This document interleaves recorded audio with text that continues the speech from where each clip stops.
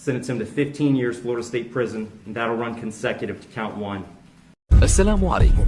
لا تنسوا الإعجاب بالفيديو والاشتراك في القناة تشجيعا لنا لنستمر بنشر المزيد إن شاء الله. Obviously, as the investigation unfolded, did you have people take pictures of the location? Our crime scene came out and photographed and processed the scene. All right, and in this photograph here, as part of the presentation, are these essentially how the cars were there when you arrived on scene? When I arrived on scene, that's how they were, yes. And would this essentially be called the final resting of the vehicles? Correct. That's what we call final arrest, yes. Okay, and obviously on the left, we see that was the Ford Mustang driven by Cameron Herron, correct? Correct. And on the right was that, what was described as the gold Nissan Altima. Correct. And then the next photo here is this just showing a different angle looking north up Bayshore where you can see the stroller off in the distance ahead of the Mustang. Correct. Now this next photograph here, that would be, for the record, just a photograph up close of the Mustang where there's damage on the driver's side portion of that vehicle. Did you, in your investigation, determine, in fact, what you believe to be what had caused that damage there at that location? Would be the impact with the victims. Okay, and was it also impact with the stroller that was carrying Lilia, the Correct. child? Correct. And then the next slide, did you further just document a close-up just showing the damage, showing the strike? Was that picture consistent with the strike with both victims being there on the left driver's side of the vehicle? Yes. Okay. And then in the next picture, did you document that there was some damage to the vehicle there in the passenger bottom portion of the window, indicating where the victim had struck the windshield? Correct. And then in the last photograph here, is that a photograph of the stroller, just documenting the damage? Yes, that was a stroller then when we arrived.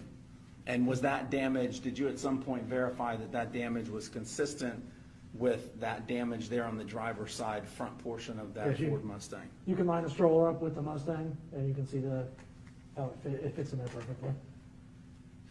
In this next slide, at some point did you observe video surveillance that was retrieved that was taken right near where the crash had occurred? Yes, I did. All right, and then did someone from Tampa Police Department eventually try to enhance or zoom in on that portion that we're seeing there in between the trees? I did. One of our forensic techs.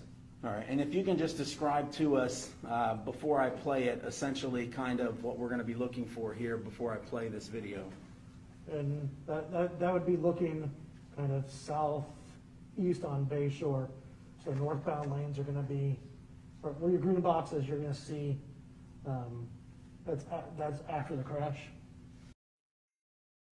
Come through that green box area there, and the two cars will. All right, so what we're seeing there as far as like the reference point of that gazebo, just beyond that gazebo across the street through those trees, is that essentially where the impact had occurred? Yes. And the bottom portion of that video that's enhanced showing in between those two trees, is that where we'll see the two vehicles come through and pass through prior to the collision? Yes. I'll go ahead and play this at this time.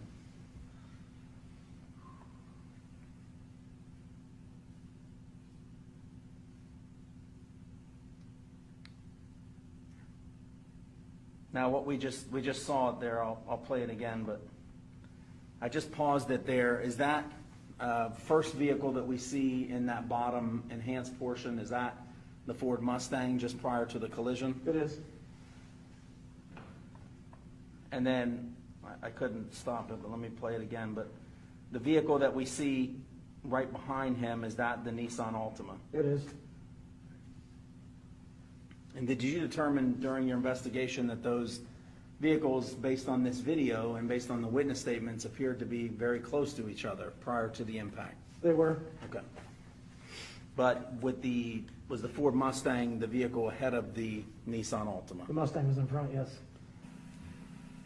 And in this case, there wasn't any evidence, and nor does the court believe that there was any specific intent to do harm, in this case, to the victims.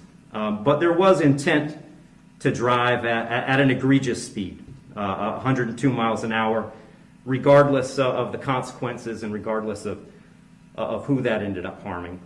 And then the second part of that, the second component, is the harm caused. And in this case, it's just impossible to have greater harm than the harm that occurred in this case, which was the loss of a mother, loss of a baby, and really the loss of a family as it existed when this occurred.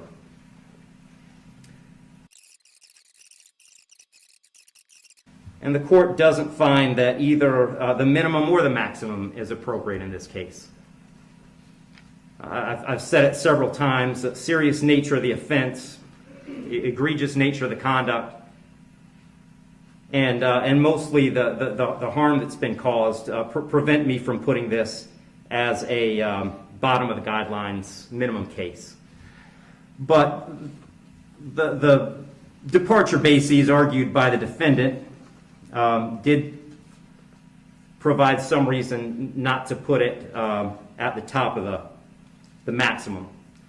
And specifically, the court did take into account that the defendant's 18, certainly responsible for his actions, and he's being held accountable for his actions.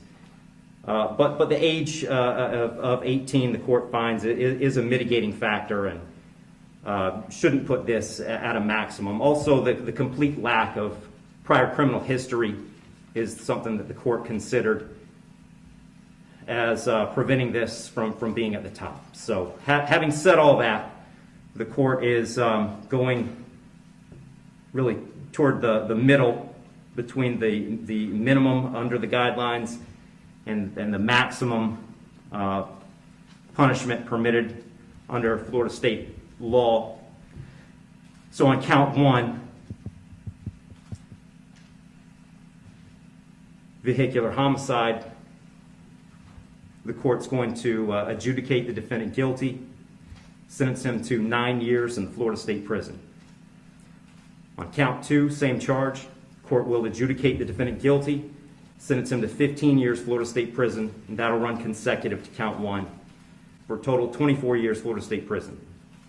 Count three is a misdemeanor, unlawful racing on a highway, so the court will adjudicate the defendant guilty, sentence him to time served.